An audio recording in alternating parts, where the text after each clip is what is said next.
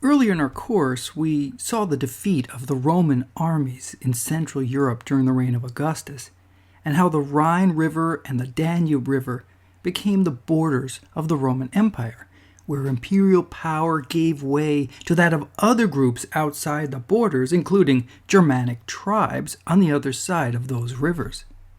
The wealth of the empire and opportunities to trade or even raid attracted those groups beyond the frontiers. And this interaction and pressure would lead to larger confederations of Germanic groups, which in turn put greater pressure on the Roman frontiers. And then in the 3rd century, when the empire faced epidemic disease and civil war and separatist movements and economic problems and a resurgent Persian empire in the east, Germanic groups were able to cross the Rhine and Danube frontiers and ravage the empire. The empire restored the frontiers under Diocletian, as we have seen, but the problem would get far worse in the course of the 4th century, due to the emergence of a Central Asian nomadic community on the scene, and these were the Huns, who were moving westward across Central Asia and pushing against the agriculturally based Germanic communities, who were either forced into subjugation to the Huns or forced to flee from them. And one of those Germanic groups fleeing from the Huns were the Goths. And this tribe asked the Roman Empire to be allowed into the empire south of the Danube for protection from the Huns. So the emperor from Constantinople agreed to allow the Goths in, since they could be settled near the Danube frontier and they could be helpful as farmers and also as soldiers to protect that Roman frontier region. They were allowed to cross the Danube, but problems soon arose, and provisions ran low, with some Romans exploiting the Goths, forcing them to turn over their children as slaves in order to get subpar food, and the Goths revolted. The emperor brought an army to Adrianople, which you see on the map here, to suppress the Goths, and he failed to wait for a supporting army coming from the Western Empire. He wanted all the honor to himself. But the action cost the emperor and his army their lives. The Goths defeated the Roman army and killed the emperor at the Battle of Adrianople in 378. This was a problem.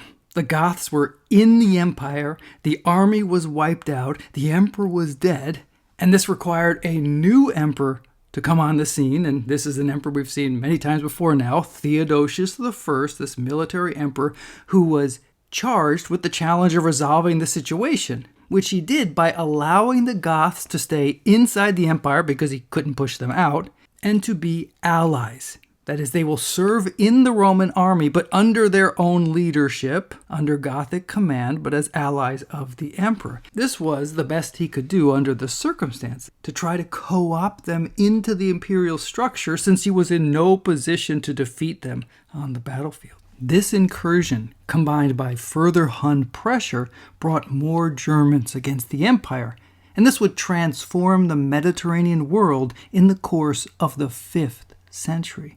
This was a cultural interaction between the wine, olive oil culture of the Mediterranean region with the beer, butter people of the Germanic world.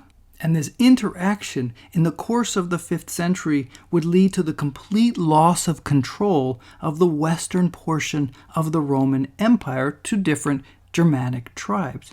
But note on this map that the Roman Empire, with its capital, its new capital in the east at Constantinople, did not succumb to this Germanic pressure. The empire remained secure and wealthy and powerful thanks to a number of factors, including effective leadership centered on the emperor and his bureaucracy, resources, the wealth of the Eastern Empire in terms of its fiscal resources and its human resources, and of course, there was that impregnable capital of Constantinople with its massive fortifications that proved impenetrable to every challenger. So what happened in the West? Well, let's go back to the division of the empire between East and West after the death of Emperor Theodosius in 395.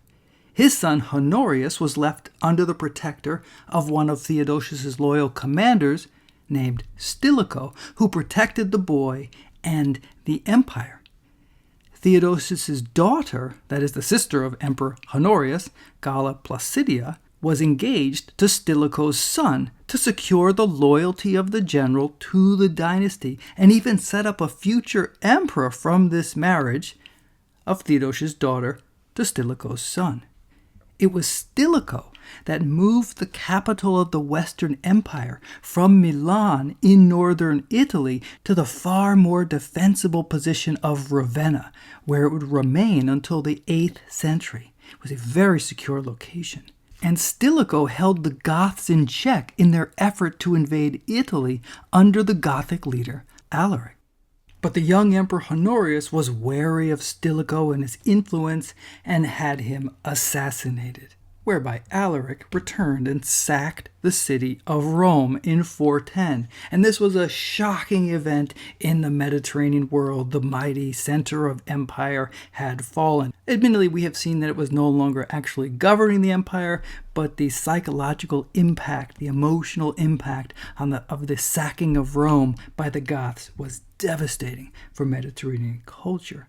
Now, Alaric then departed for Gaul. He moved on. And he brought with him an imperial captive, Galla Placidia. Alaric soon died, and he was succeeded by another ruler named Ataulf, who married Galla Placidia in the hopes of creating a Gothic Roman fusion with their son becoming a future emperor. But it was not to be. The son and Ataulf died, and Galla Placidia was able to return to Italy and to her brother, Honorius. Now, Honorius had no children, but he had a sister, and so he had his sister marry his top general, Constantius, and they had a son named Valentinian, who would become heir to the throne. And so when Honorius died, Constantius became emperor, making Galla Placidia now empress of the Roman Empire in the west, and Constantius soon died, leaving Galla Placidia as the empress and the regent for her son, the emperor Valentinian III, who was a child, so she is his regent, helping him and guiding him.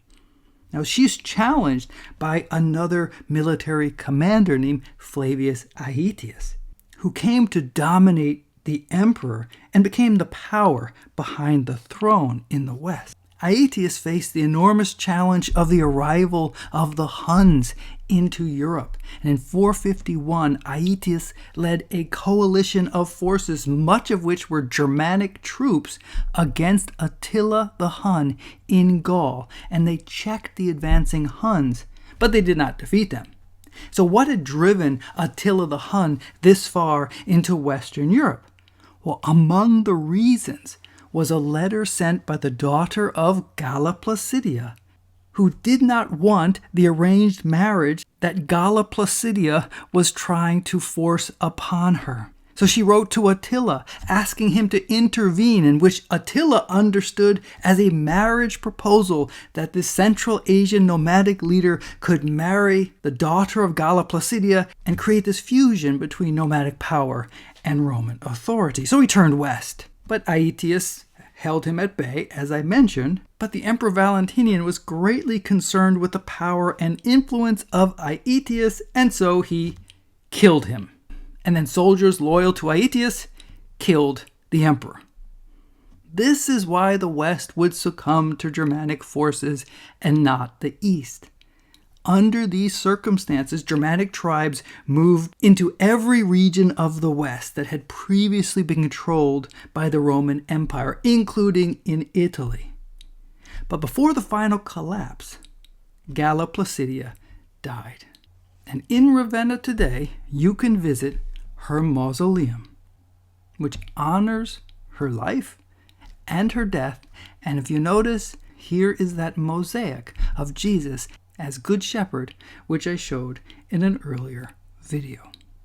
Now Attila was checked by Aetius, but he was not defeated. And now that Aetius was dead, Attila moved into Italy.